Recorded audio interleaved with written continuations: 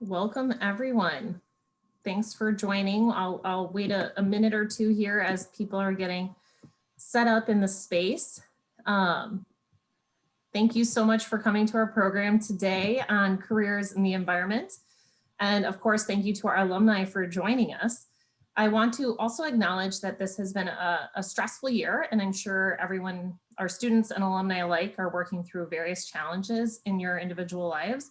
So I just want to send an extra thank you to everyone for spending time with us today through the Waldron Student Alumni Connections program.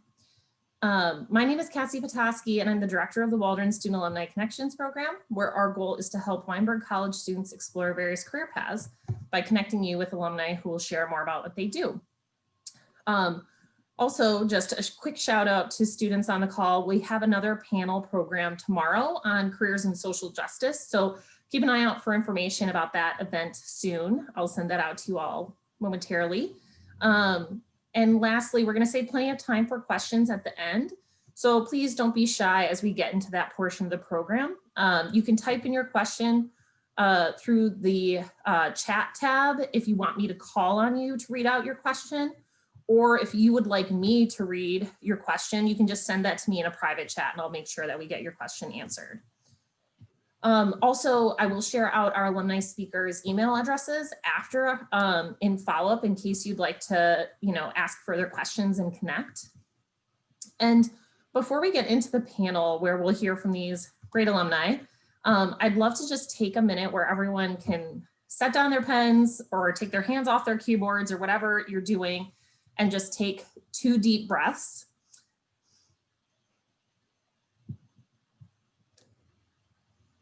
And we often get so caught up in multitasking or quickly moving from one thing to the next. I would really love for everyone to be as present as possible during this session. And so I'll encourage students to share their camera while muting their microphone, as that's been shown to help folks focus on being in the moment. So whatever you're comfortable with, but if you're comfortable sharing your camera, I think that really helps you be in the present moment. And as we get started with hearing from these alumni, I'd also love for you to listen for not only more about what they are doing in their work in their industry, but also how they went about making their career decisions and how they evaluated their past experiences to figure out what they might want to do in their own careers. It's great for you all to consider these career paths, but even if you don't pursue one of them directly yourself, I hope you'll learn from the alumni stories and advice, as well as enjoy the chance to build your network. So with that, we're going to get started with introductions, and I'd love to get started with Lauren. Thanks, Cassie. Hi, everyone. Thanks so much for spending some time with us this morning. I'm delighted that Northwestern invited me back. Oh my gosh, I'm full screen now. Yeah, it's so nice to be here. I graduated from Northwestern in 2015. I majored in environmental science. I got my minor in environmental policy and culture, and I got the ISIN certificate in energy and sustainability. After I graduated from Northwestern, while I was there for my honors thesis, I had started doing research with the Field Museum of Natural History in palm forest management in the Peruvian Amazon. And that grew into a master's in geography at McGill University, where I spent about 3.5 years studying how agricultural livelihoods in the Peruvian Amazon adapted to environmental change. That led me now to being a student at Vermont Law School. I'm in my last year at Vermont Law School, where I'm getting a JD and a master's in food and agricultural law and policy. I took that experience from interdisciplinary research and geography and realized that to understand how our laws and policies really influence the way that people make a living and how the sustainability of our use of the land, I needed to understand the tools in law and policy. So that's why I'm currently in law school. I'm currently in the process, as I'm sure many of you can relate, to figuring out what to do after school. Yet again, for the 3rd time, I'm making that decision. And I'm just delighted to be here and to learn with all of you about how to go about that process. Great, thanks, Lauren. And we'll move to Christian next. Hey, everyone. I am Chris Heve. I also graduated with Lauren in 2015. I double majored in environmental sciences and African American studies. Let me think. What did I do in the last 5 years? So I ended up doing an AmeriCorps year in Montana, actually working with this citywide, like municipal, like community garden and urban ag project in Billings. And then ended up in Philly on a different project, which I then left to become a high school teacher in horticulture at a high school in Philadelphia for about a year, and then did some more like garden education stuff that summer, and then started a master's in 2018 in geography, like Lauren, at the University of Wisconsin-Madison, in which I studied in situ agrobiodiversity conservation in the United States. So seed keeping and seed projects, mainly around small seed companies in like Philadelphia and Virginia, as well as historic plant collections in the South, with a particular focus on African-American agricultural, environmental, and seed legacies, and how they kind of like relate to like food systems and food justice work today. And that work took me into, so I'm currently a PhD student at the University of Kentucky, also in geography, and am figuring out what that means. And I think right now I'm leaning towards doing work around living and lively archives that undergird food systems, as well as I would say plant-based mutual aid projects and like local like seed cooperatives and like kind of like democratizing processes of like seed keeping and plant breeding between institutions and people on the ground. Yeah, and then other than that, just like various other vaguely food and seed related projects that I end up in here and there. Great, thanks, Christian. And we'll finish introductions with Jesse. All right. Hi, everybody. Like Christian and Lauren, I'm so excited to be here. Thanks, Cassie, for inviting me here. It's great to see all of your virtual faces, kind of, or at least your names. And I graduated Weinberg class of 2016 with degrees in environmental science and plant biology. And after graduating, I went to, what did I do? Oh, I went to Nepal. I got a loose fellowship that took me to Kathmandu, Nepal for about 2 years, and I worked for local conservation organizations in Nepal doing water quality and biodiversity research there. And after that, I did a master's degree in Lancaster, England, looking at dam removal, small-scale dam removal, and its impact on fish communities in England.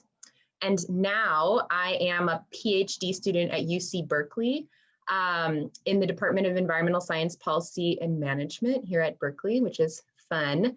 I'm a second year student, so I'm kind of in the thick of it.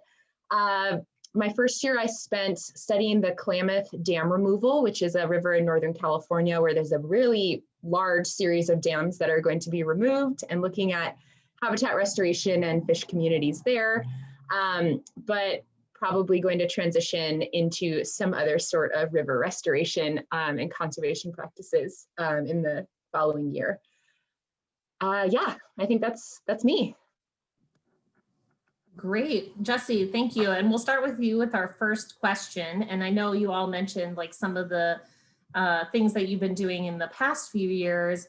What were some of the impactful classes, internships, experiences that you had while an undergrad at NU that helped you figure out what might be your first steps after graduation? Yeah, the most influential experiences for me while I was at Northwestern were summer internship experiences. I did the NU Environmental Field School, which I'm not sure if it still exists. But it placed me with the Forest Service in Utah, and that was a really enlightening experience. And then I did a summer undergraduate research grant program, and I got to stay on campus over the summer and do research in a lab. And that was also a really eye-opening experience. So making use of my summers ended up being probably the most influential thing that I did. Yeah, I'll stop there. What was your favorite internship? Oh, Oh, that's so hard to say. They were all so good for different reasons. The summer after my junior year, I did an internship in Seattle, Washington, studying salmon populations. And that was definitely, I guess, my favorite because it was most influential. That's the closest to what I still work on. So that was special. Yeah, that's really great. Thanks for sharing. And Christian, same question to you. What was impactful for you while in undergrad? Oh man. Okay. So as I mentioned, I was focusing as an undergrad on environmental science as well as African American studies, and in doing that, I was able to, I think, like intersect those two things in ways that like really led me to issues around like food justice, environmental justice, around like very like critical questions about ecologies and environments. And that was maybe one of the biggest factors like after graduation of like me figuring out what I want to do and kind of like figuring out what kind of questions I want to ask. And also kind of like the work, what kind of work I want to do, right? What I was prepared for. But also as an undergrad, I was a Mellon Fellow. And through that, I was able to do independent research with biography mentor Michelle Wright, who's in FAM studies here, I think left. But because of that, I was able to, I think, articulate some sorts of like academic politics that like led me eventually to like becoming a like geographer, weirdly enough, and being able to think interdisciplinarily as well as like intersectionally, both in terms of like real world politics of how you go about building like movements around issues, but also in terms of like within academia itself, and what disciplines look like, and how they kind of like bleed into each other and kind of the different kinds of work you can do between them. But yeah, I like have like the vaguest memories of what happened when I was an undergrad. But I'll say that for now. Great, thank you. And Lauren, same question for you. Yeah, so summer after freshman year, like Jesse, I did the Northwestern Environmental Field School. That led me to working for 2 months at Katmai National Park and Preserve on coastal brown bear biology, which was fascinating. Really amazing experience to get out in the field and to realize that I love field work, but perhaps I don't want to work in specifically ecology as much as I loved it. I have found the questions about policy and park management much more persuasive than the actual substance of doing that ecological research. I realized that really sparked my interest in interdisciplinary work. Then I had about a year and a half of just dynamic change of trying to figure out what I wanted to do. And junior year, I went to the Northwestern University Conference on Human Rights in UCHR, where I met Alika Wali, who works at the Field Museum. And by speaking with her about this, what seemed to me very disparate set of interests about community development and environmental management and broadening my work to look internationally and work on my Spanish, we ended up coming up with an idea for me to do an internship with the Field Museum of Natural History on work in the Amazon, something I had never really considered for myself. But I ended up doing work with the Field Museum for the last 18 months of undergrad. And that absolutely changed my concept of what I was capable of and the type of research that I was really interested in, just by speaking with other researchers who did research in ways that I would not have thought was even possible, by working with communities and doing more collaborative work and action-oriented work rather than more traditional research. At Northwestern itself, I had an amazing experience for 3 years being the Weinberg Dean Student Advisory Board rep for the Environmental Policy and Culture program. It was a great experience to see more of the inner workings of how different departments at the school work. It made me have a great working relationship with a lot of the faculty. I see Trish Beddoes is on the call. I'm going to call her out and just say that my mentorship, having her as a mentor, was one of the greatest things that I had during undergrad. She definitely influenced me in many ways throughout my time at Northwestern. That's great. Thanks, Lauren. And thanks, Trish, for being here. And we'll start with you, Lauren, with this next question. And I'm curious if we can dive into the first thing that you did after undergrad, your first position, internship, job, whatever it looked like. And was this like what you thought you were going to be doing after undergrad? Was it your plan A? And how did you go about, strategizing your next steps based on that position? So I would say that the way I ended up so my first position after undergrad was my master's position at McGill University, doing more research in the Peruvian Amazon. And I would say that the way I ended up in that is not probably a replicable model. It was a very serendipitous experience. I was going through fall of senior year. Well, I'll start by saying that my general opinion is that Christmas time of your junior year is perhaps the worst time in terms of mental health of all of undergrad, because there's a lot of expectation that you know what you're going to do afterwards, and a lot of uncertainty about what that actually is going to be. I was definitely there, just very uncertain. I was trying to figure out how to turn my interest in research into something actionable. That kind of got sussed out spring of my junior year. I ended up doing my research summer after junior year in the Amazon.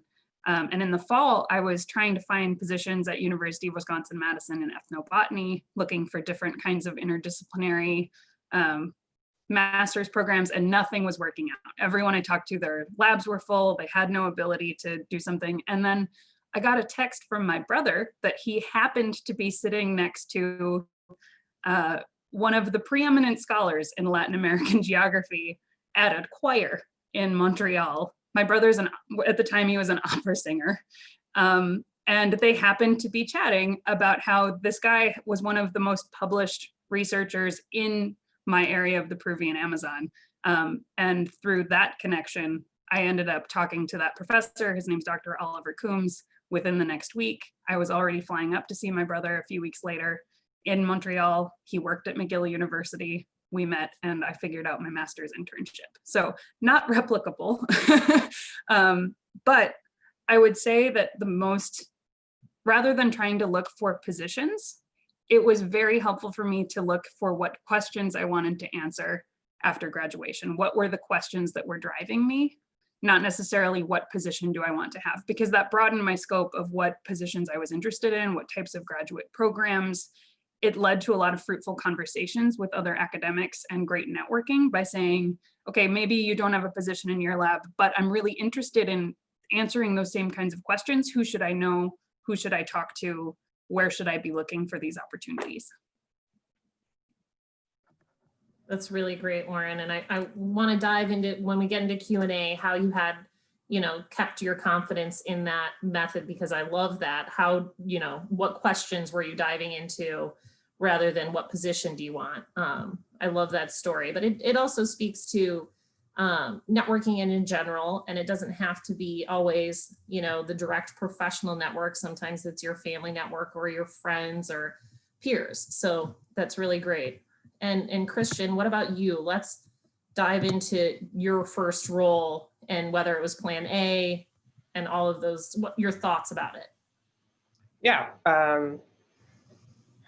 it may have been plan C, honestly. I think build on Lauren's point about how Christmas or junior year is kind of the worst time, which it really is. That winter is awful. But also just kind of following the end of senior year, it was just I was kind of exhausted, right? You kind of existentially just kind of out in the world, and suddenly you're a real person. You have to figure yourself out. And also just undergrad is exhausting. And you just suddenly your calendar is empty and you're oh man.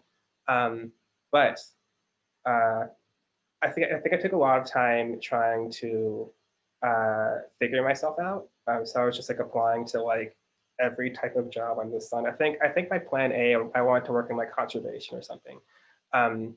And that wasn't working out. And then eventually I ended up, forgot how AmeriCorps came on my radar, but I ended up just applying to it. It sounded cool. And I happened to send an application to this project in Billings, Montana, which I'd never heard of, right?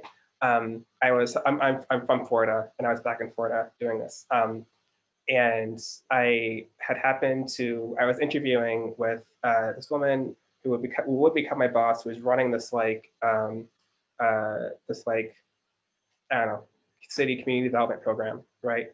And we were just chatting, and it was like I was sort of disparate parts of like my undergrad work in terms of like what I'd been studying, but also like kind of like the politics that I was farming were like suddenly all activated simultaneously, right? They were all like intersecting in really cool ways that hadn't happened like in any previous sort of like opportunity that kind of like came up and then went away.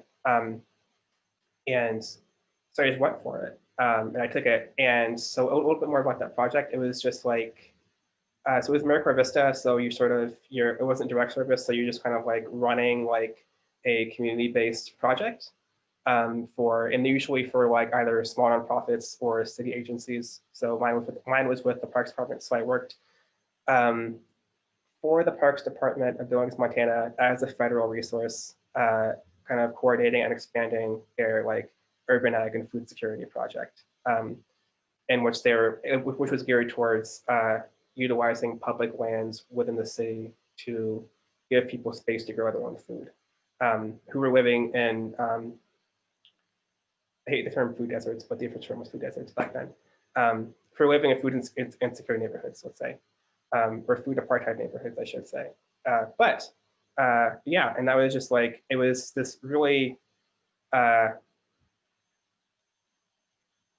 highly dynamic, let's say, mix of kind of a lot of like direct management of these spaces, and a lot of like really deep thinking about sort of like urban ecologies, especially like urban ecologies that are being managed in a way that's like not very top down. It's very much sort of a communal process in which like everyone is simultaneously bringing their skills and their knowledge and their resources to these spaces. But also just like in terms of thinking through building like environmental politics on the ground, right? Which is actually like a deeply messy project, and kind of involved a lot of certain kinds of failure and like rearticulations and rethinkings and repositionings and renegotiations, like on sometimes like a day-to-day basis, right? Yeah, it was just, it was just an incredible experience to like just be in that space for an entire season and like see these spaces like and see folks come together into these spaces and kind of like see it flourish, and then kind of end in the fall. And then you kind of wrapped up with a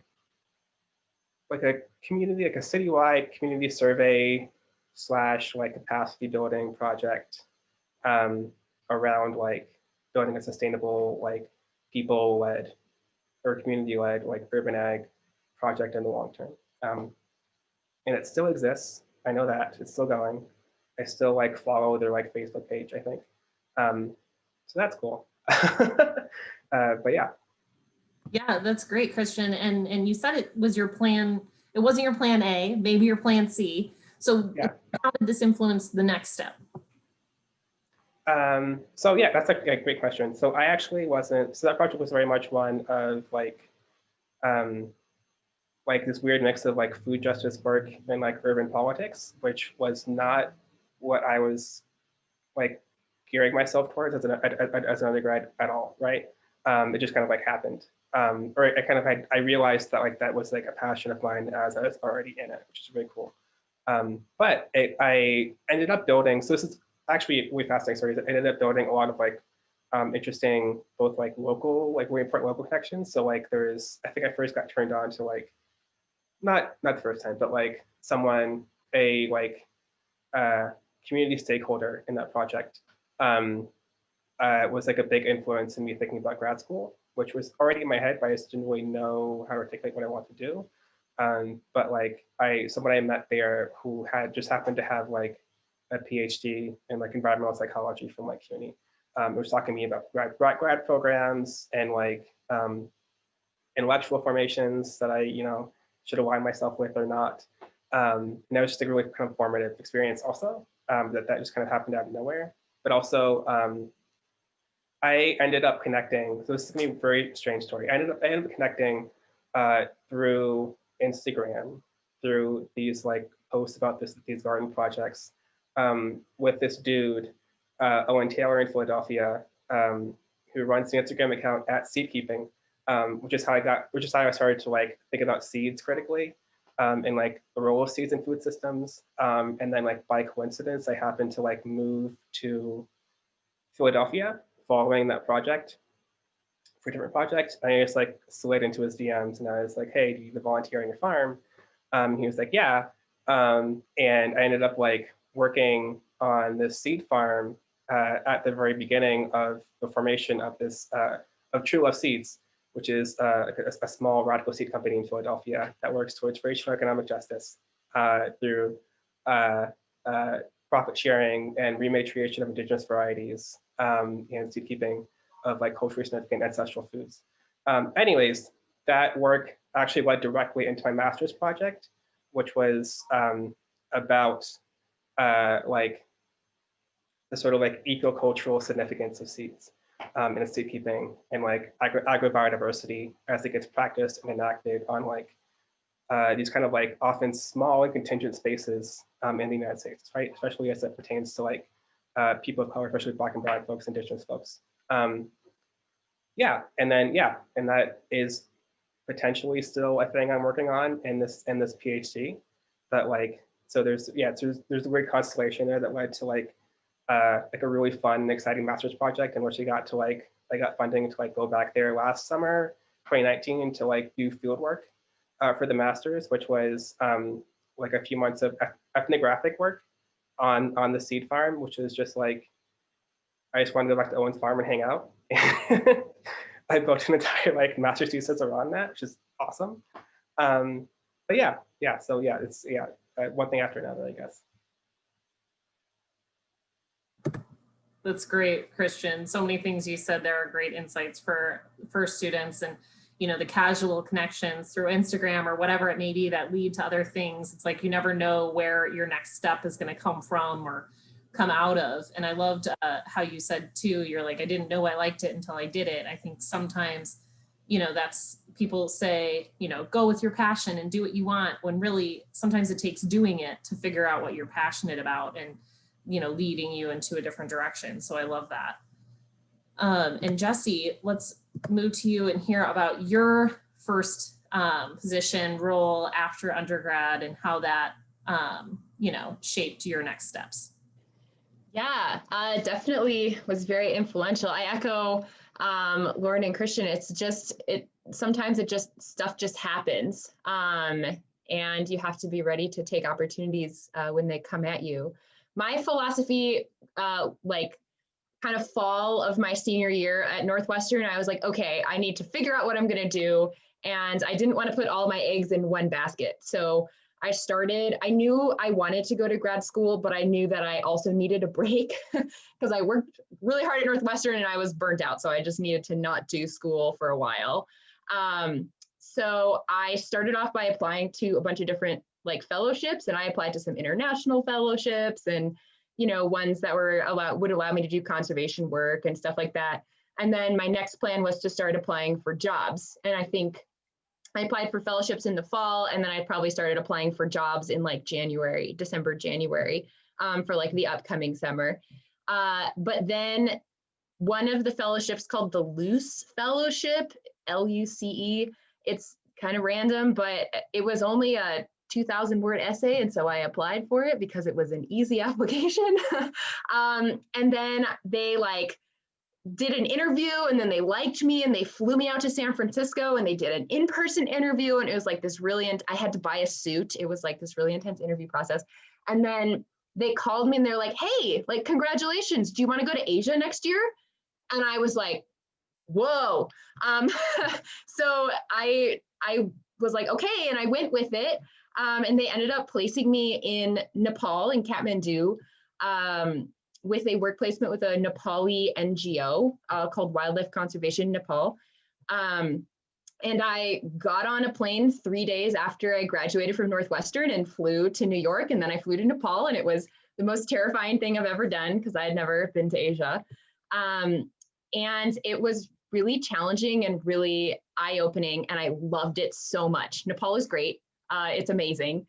The organization I worked for put me on a project doing kind of water quality biodiversity research in a small wetland in a village in the Himalayas. So they already had a relationship with the people in this community, and the community had mentioned that they had concerns about the water quality in their local water source. And so when I came in, they're like, oh, you sort of have a background in like water stuff. Like, do you want to do this project? I said, sure. And it was a very applied project. And so it really taught me to understand that, you know, I'm very much an ecologist and I love understanding how like food webs work and things interact with each other. But I also am very dedicated to making sure whatever I'm researching is actually useful to the people who are affected by that or who are in that community that I'm working in. So we ended up doing some water quality research in that wetland, some biodiversity research. There was some nasty invasive plant that we had to, you know, kind of communicate about. And it's a spiritual site as well. It's a wetland that has spiritual significance to several different religions. And so we worked with the community to kind of develop a bit of a plan for how to maintain the site so that it would, you know, maintain, you know, good water quality so it could still provide drinking water. It would look nice, like, so that it would still, you know, be a tourist attraction as like a religious site. And so that the biodiversity would be healthy. So we kind of had to work through all of those things. And then that was about a year. My placement was 1 year long. And then my next thing was that I wanted to stay in Nepal because I liked Nepal. So I got another job. I kind of like weaseled my way in through people that I knew to work for a wildlife genetics laboratory in Kathmandu. It was very cool. They do stuff like they collect tiger scat. So they have a DNA record of every single tiger in the country of Nepal. And they do the same with snow leopards, and they study elephant tuberculosis and like really cool stuff like that. And I was working on a project where we were looking at transfer of canine distemper virus, which is the seizure disease in dogs, transfer between street dogs, which are prolific in Kathmandu, and leopards. Leopards. I was trying to think of which big cat I was talking about. Leopards and tigers. So we were looking at transfer of disease between those two animals. I did not do anything with leopards. All I did was I had to walk around Kathmandu picking up dog poop. So it's not as glamorous as it sounds, but it was very fun, very cool, really, really the smartest group of people I've ever worked with. And then the other thing I did with them is a fish biodiversity project. Hydropower development is an emerging industry in Nepal because the Himalayas are very tall and the water falls very far, very fast. And so there's a lot of potential energy stored in the rivers of Nepal. So hydropower development is a big deal. And I did a study with them looking at fish biodiversity using some DNA techniques. And that kind of set me on the hydropower path moving forward. That's so interesting hearing about all of the different projects and kind of going from one to the next and how the last one influenced, you know, what you're doing, your project, your research now. And Jesse, our next question, we'll start with you, revolves around like what has surprised you that you learned in college that you use today? Because I'm sure, you know, you use some of those environmental classes that you took because, you know, you're doing a PhD in a similar area. What has surprised you about what you learned in undergrad that you like has helped you? And also like, how does the arts and science background play out in your current work? Yeah, I would say the thing I think about most frequently is writing skills. The ability to write clearly and communicate clearly through writing is really, really important. And so even when I'm, you know, doing chemistry or biology or DNA, whatever, something really like hard science focused, I still need to be able to communicate that to other people so that it's useful, right? And so I think that's where the arts and science thing comes in for me, is like my ability to communicate science is the most important part of the science for me. And I learned to write through Northwestern. I think I took Russian literature probably, and I don't know, I just took a lot of environmental history classes and stuff like that where there was writing involved in a way that it wasn't necessarily involved in like your organic chemistry class. And those classes were really important for building that skill. Yeah. Absolutely. Something that kind of evolves through multiple classes and kind of that overall background you get from Weinberg. That's great. And Christian, we'll go to you next. What has surprised you about what you learned in undergrad that's helpful? Oh man, I have no idea. I'm like stuck on writing now. Because Jesse, I keep thinking of the fact that now I'm a grad student, and the kind of the time between like my last class of undergrad to the first class of my master's was like 3.5 years. And it was, so I would say something that surprised me, something that like just maybe like a tip is to just like hold on to like literally everything you have, and like your little like, Google Drive folder through Northwestern, because it will come in handy, in like ways you don't expect, right? Even like things just like small, even like papers that I kind of like had no intention of like ever touching again, even it came up like before grad school with like other things I was doing, right? Or even like even with small like projects, I guess. Like I was so right before my master's, I was a high school teacher in Philadelphia, taught horticulture. And like there are a few instances in which like I would just like kind of like lean on just like random things from undergrad, almost like even like activities to do, right? That you kind of forget about, and then they pop back into your head and it becomes relevant. So yeah, but as far as things that surprised me, I have maybe no idea. I have no idea. And how do you see, like, were there any classes that you took outside of like the like your African American studies courses? Like, how do you see that supporting your work? I think mainly just like having a background in like critical race theory and critical ethnic studies, I think really gives you the tools to really interrogate like things often taken for granted, and more in disciplines that are maybe more oriented towards like positivist physical science. I think that was really helpful, especially as even like before grad school, just thinking about like the kind of like politics that you bring into a space, right? So if you're doing things much like you're facilitating meetings, or you're building collective projects, or you're like teaching a class, right? Like there's always sort of the open question of like the politics that you bring into a space, and like the formations of power that are like working through that space as it's being produced, which is a very like geographer thing that I just said, but so like not only being cognizant of that, but also like having the tools to like kind of like think critically about like what kinds of like radical new spaces you can build, in the ways in which you can like take on even like projects that you're working on to like re-articulate them into like something better, right? Something different, something that like kind of like maybe serves the needs of the folks you're working with, in really interesting ways. But yeah, but also so I would just say that I think that's, but also like FM studies at Northwestern is like a powerhouse department. They're amazing, and like that was in terms of just like not only like writing skills, but just like critical thinking skills of being able to like I still have like moments in like grad seminars today in which like I will sort of like tap back into that. And just like so I'll leave it. Oh yeah, like I'll leave it there.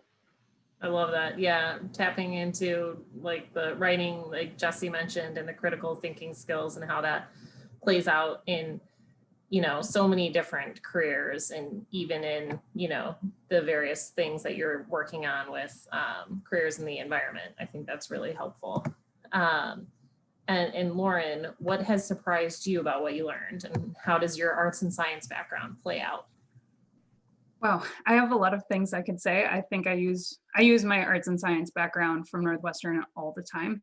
Um, I rely on what I learned in statistics. I don't love math, but I use those statistical skills all the time. They were incredibly useful as I went into grad school because my research was about a third based on economics. And I still use I'm a copious note taker, and I've kept all of my notes from undergrad. They're in a big box, they're by folder, by class, and I actually go back and look at them just to make sure that I understand the basics a lot. I love my notes from those basic classes. I kept some of the handouts about, like, Joe Walsh in environmental science gives a primer on how to do statistics that I still look back at when I'm trying to figure out how to read a particular paper or how to go about doing some research. I don't do statistics as often now. So maybe the flip side from what Jessie was saying, where she uses her liberal arts background in her science, I end up using my science now that I'm working in law and policy all the time. In terms of getting a healthy appreciation for the world, probably the most impactful class I took was Global Environmental History with Helen Tilley. Amazing class that just gave me a huge appreciation for impacts of colonialism on landscapes around the world. I also really developed a new skill set through the action-based community development classes that were taught by Jody Krutzman and other people in CESP. I took those kind of on a whim my junior year as I was trying to figure out different ways of engaging with other communities to talk about conservation and development, and in a positivist way rather than looking only at problems that communities are suffering from, instead framing it in what are the assets that this community has and how can you link them to create positive change. And then most surprisingly, I would say dance. I was part of the ballroom, Latin, and swing team, and it has helped me many times in finding my way in the world as I find myself in new cities, because there's almost always a community of people who do salsa dancing or swing dancing or blues dancing. And those are things that I love. And it's helped me feel more at home when I'm somewhere new. And it gives me a stress reliever at times when everything feels like it's falling apart. So when I was doing my first research, my summer after junior year, my first field research in the Amazon, nothing went according to plan. I ended up being down there on my own. The team member from the Field Museum had to leave because her visa ran out. And the day that she left, my whole project plan that I'd been working on for 4 months, spring of junior year, fell apart, and I had to find a new place to work in the community. I'd never been to the Amazon. It was my first time doing Spanish immersion, and I'd never done my own independent research project and field work before. And I found myself with no plan. And the next day was a national holiday. So I couldn't work on my plan by going to meet with the local conservation agency.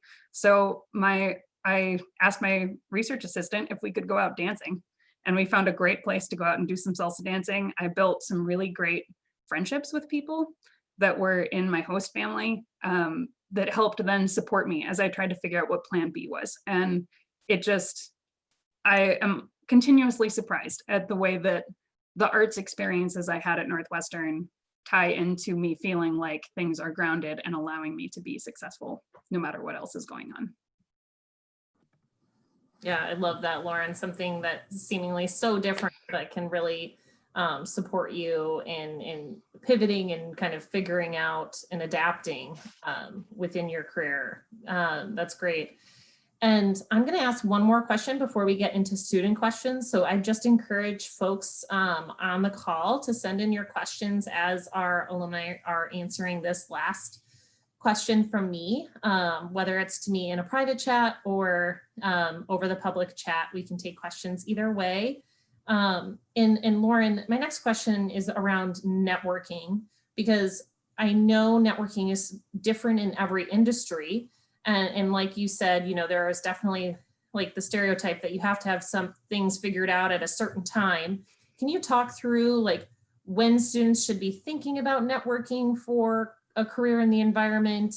When should they be ramping that up? And just more about like the unique aspects of networking within your industry.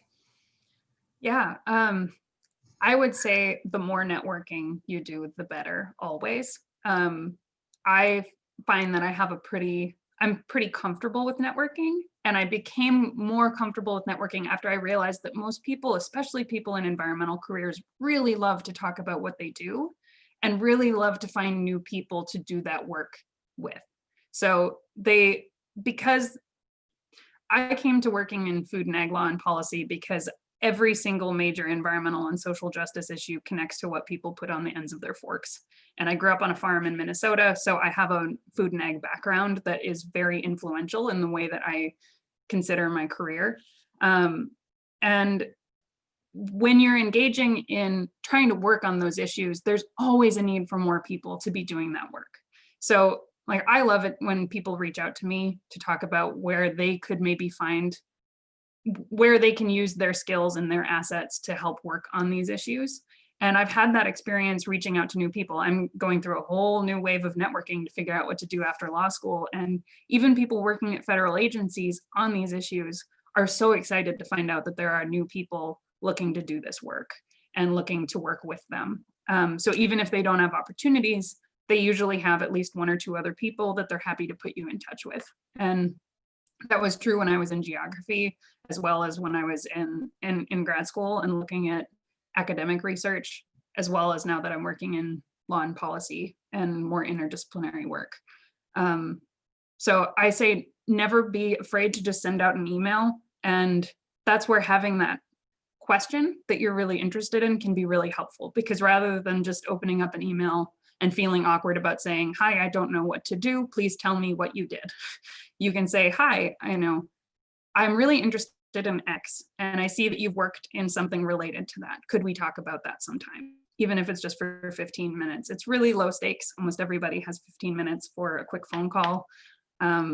So just don't be afraid of it. Networking can be a really positive thing. I usually feel really excited after productive networking conversations. They don't all go well, but that also doesn't have anything to do with whether you are worthy of that networking contact. That person may just be having a bad day.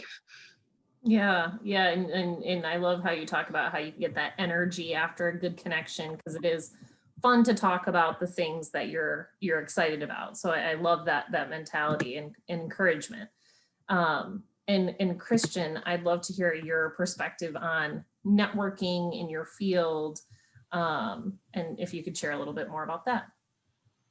Yeah, let me think. When I was an undergrad, I think I was like terrified of emailing anyone or anything. But I will say, just to build on Lauren's points, is that people actually really do love talking about themselves, and also like about what they do, and forming connections with other people. And I would say always lean towards like the worst thing that could possibly happen with a cold email is that they just delete it, right? Or ignore it. So like if it's, and also I think depending on the field, I think also like Warren said, environmental folks tend to like love to nerd out about what they do, right?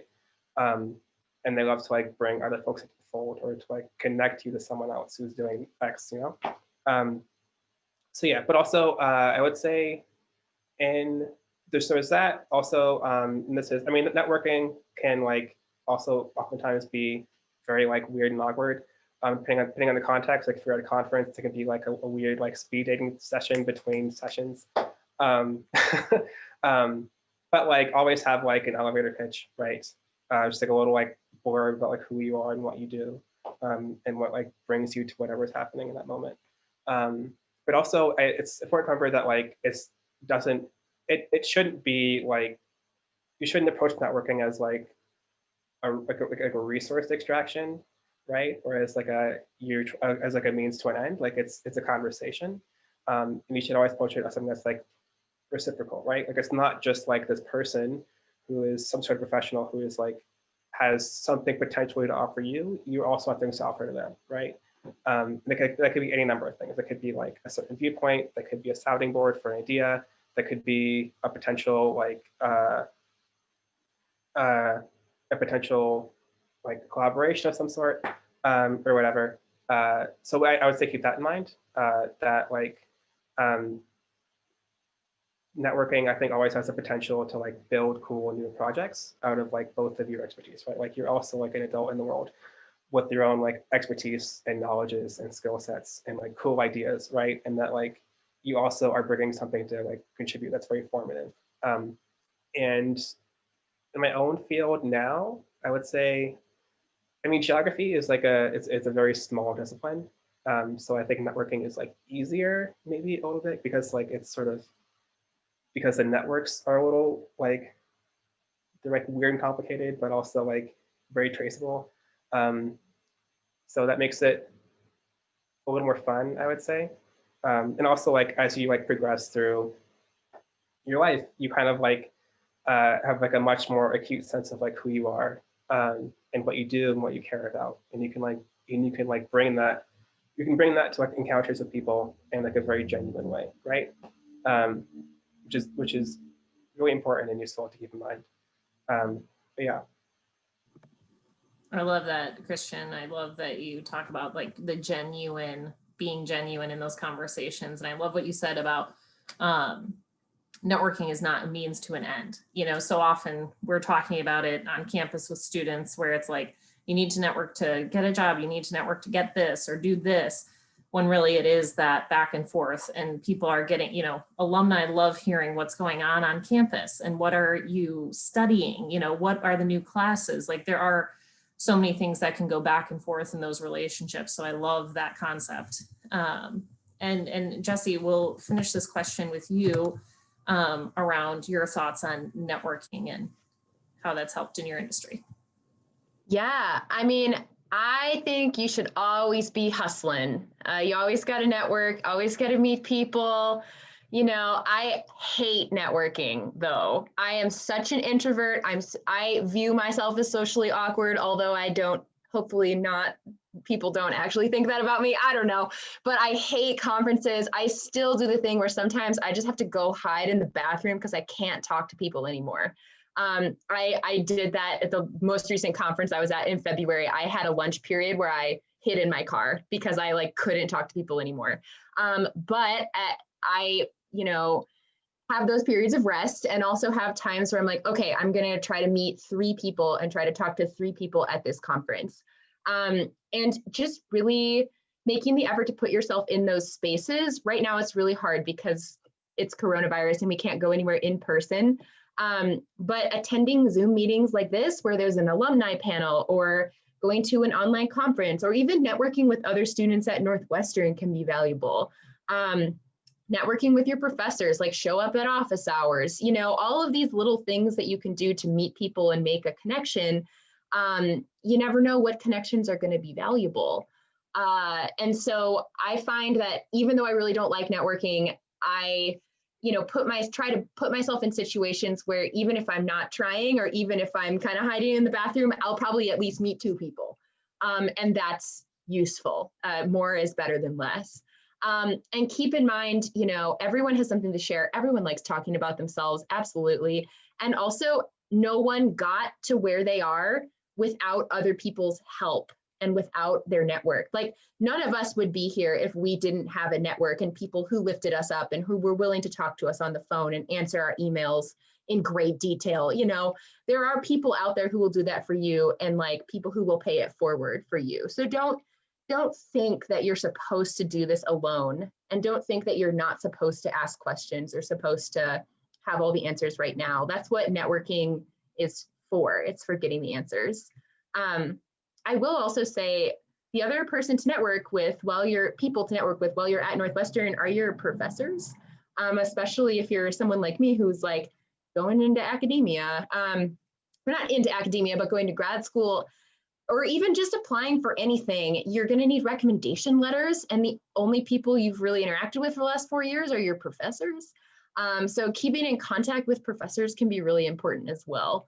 And like, they want to hear what you're doing too. They want to know that you did something cool and did something successful. So staying in contact with professors is maybe immediately relevant. Yeah, but it's okay to not like networking, but you should always do it. I love that, Jesse. Thank you so much for sharing. I think that's a great insight for students who may, you know, be more introverted, and it takes a lot of mental energy to get out there and do these things. It's okay. That's okay that you have those feelings about it. you know, here, if you approach networking in a certain way and take breaks when you need to, you can still make it happen. That's really great. And Cassie, can I add one more comment on the subject of please. networking? Okay. So I think it's totally normal to feel incredibly awkward. I was thinking back on the comments I had made about feeling really comfortable with networking. That has not always been true. My sophomore year especially, so after I'd finished up my internship at the field school, I spent about a year and a half really thinking that I wanted to work in energy and sustainability.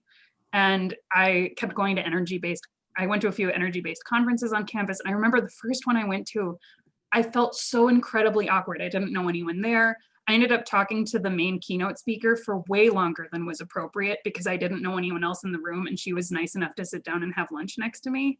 And that's normal. Like, that is really normal to have those experiences. You grow from them. But I kept trying to make internships in that field work, and it just wasn't working. And I realized that the classes that I was most interested in were my classes on plant biology, and that maybe there was a mismatch with where I was dedicating my networking efforts and then what I was really, truly interested in, had novel ideas to talk about, because I felt like I kept asking to learn things, but issues in energy and sustainability didn't really connect to my background or what I ended up spending a lot of my free time working on. And that was where I decided to lean further into plant biology and community development and a few of these other things that didn't necessarily match what I had set my initial goal at. And once I started working on aligning my own personal values and the things I was interested in working in, networking became so much easier. So sometimes that awkwardness can be a source for maybe some self-revelation about the types of conversations you want to engage in the first place. Absolutely. Thanks, Lauren. And I know we're approaching 12:30. I have two questions I really want to get to because they've sent them in personally. The first question is around, and maybe we can have like one of you take, I'm curious, Christian, your take on this, because I know you majored in environmental sciences and African-American studies.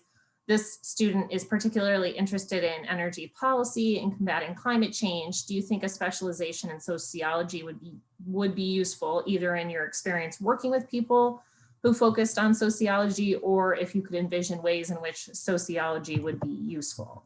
And so hopefully I'm not putting you on the spot, Christian, but since you majored in something not directly in environment, I'd be curious your perspective. I would say one, absolutely, yes, do it. Not just social, but also I think any of the sort of humanities or social sciences are like integral to like actually thinking through how to like understand the impacts of climate change, right?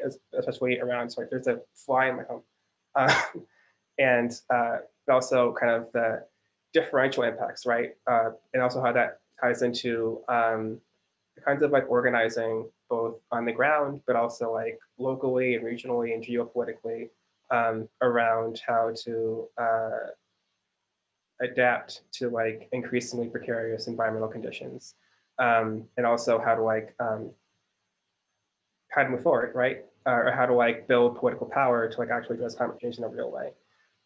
So I absolutely yes. Like it's not. I mean, it is like the science is important. It's essential, but also like thinking through. It's important to like the be able to think through the ways in which people like take up that science and take up even forms of like knowledge that like don't get captured by the science. As far as I would say like social and political formations in response to changing climates. So I would say definitely do it, not just like social, but any part of that part of campus, any part of South Campus that like is taking up these questions in a critical way. I love that. Thank you, Christian, for sharing. And okay, so another question came in, hopefully rapid fire. I know Christian might need to run, but if you do, thank you so much for being here. And this question is for Lauren. The student is interested in environmental law. What do you currently see yourself going into in the field, public, private sector, et cetera? And also any quick advice, I'm sure there's a lot of advice. I encourage this person to follow up with you, but any quick advice for your law school applications? Yeah, oh, definitely reach out to me to chat about this more later. So I am planning to work right now. I'm looking to work with federal agencies, and I'm really interested in ways that we are managing agricultural conservation easements and land use through laws and policies. Broadly, I'm also interested in transactional issues with how we can deal with sustainability in our supply chains. Down the road, I would imagine, and I'd be open to working in the private sector. I want to go and get I'm applying for fellowships right now to work at least for a few years, ideally in DC with either USDA or FDA. I've also been working on issues with new standards of food safety that are being rolled out across the country that also apply to all food imported in the United States. So I have been working on a lot of law review articles related to that. But there's a lot to be done in the private sector as well in terms of food litigation, environmental litigation. There's some great cases that are going through the court system right now, and there's some really phenomenal agencies. I work in food and ag, but if you're interested on the conservation side, groups like the Conservation Law Foundation are fantastic resources for environmental law and environmental justice, also the Environmental Justice Organization. There are also a bunch of environmental law schools.